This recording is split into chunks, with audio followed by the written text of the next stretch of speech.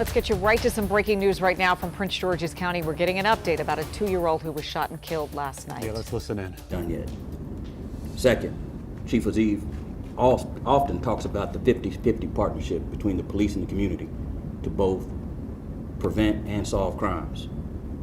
And we asked for your assistance last night, and the community stepped up like no other. They were cooperative, helped our detectives develop information and evidence to get some arrests in this case. Again, you're not done yet. We made 2 arrests, but there's 2 more out there. I'll lastly say, these are the cases we lose sleep over. These are the cases the county executive, the chief of police, myself, and every cop up here lose sleep over. Not just while we're working, but even after we retire. We'll never forget these cases, because children are not supposed to die. Prince George's County Police Department Homicide Unit arrested 2 suspects in connection with the murder of this toddler, baby Jeremy. The suspects are 33-year-old Israel Fuentes and 28-year-old Johnny Turcios, both of Lewisdale.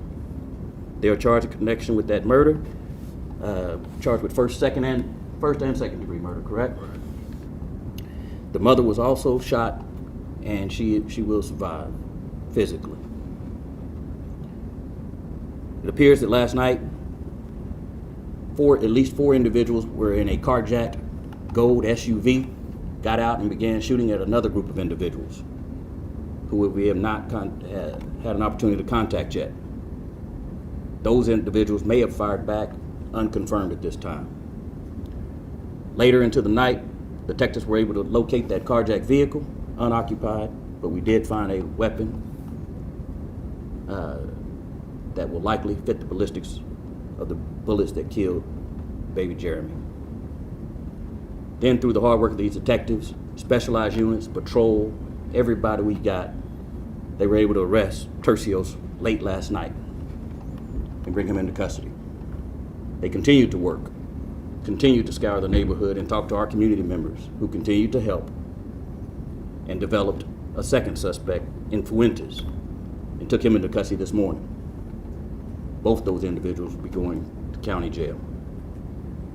But again, there's at least 2 more suspects in that vehicle, and there's some other individuals, whoever they were firing at, that we still need to talk to. So we're not done yet, and we won't get any rest until we are.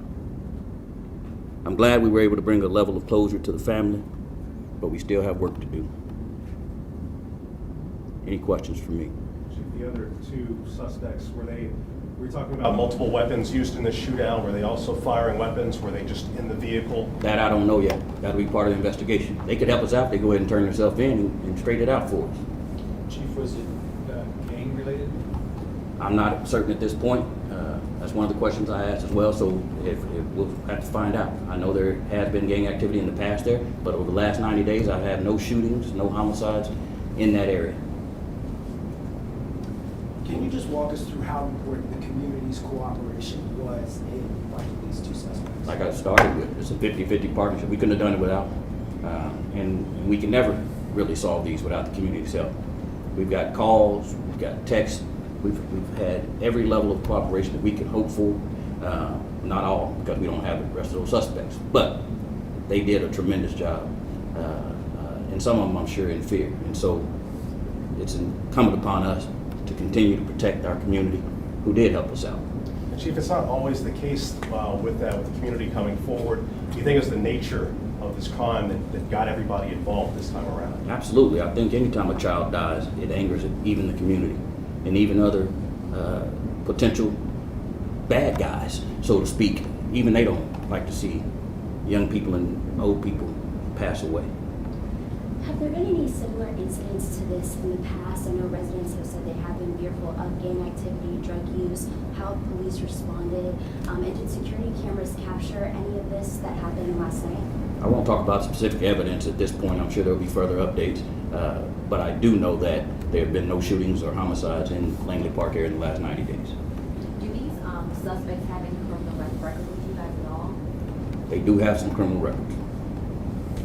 Chief, you mentioned the carjacking involved in this as well. Do you have more information about when, where that happened? I actually forgot to look at the time of that carjacking. I know it was the morning before, but I don't remember exactly where or what time. But this just ties all this together. It brings it full circle. We keep talking about these aren't just carjackings. There are so many victims in this case. Let's think about it. First of all, you had some individual who was carjacked the day before, and they're still riding around this carjacked vehicle. And who knows what other crimes they committed while driving that carjacked vehicle. And then they get into a shooting and a 2-year-old dies while they're in a carjacked vehicle.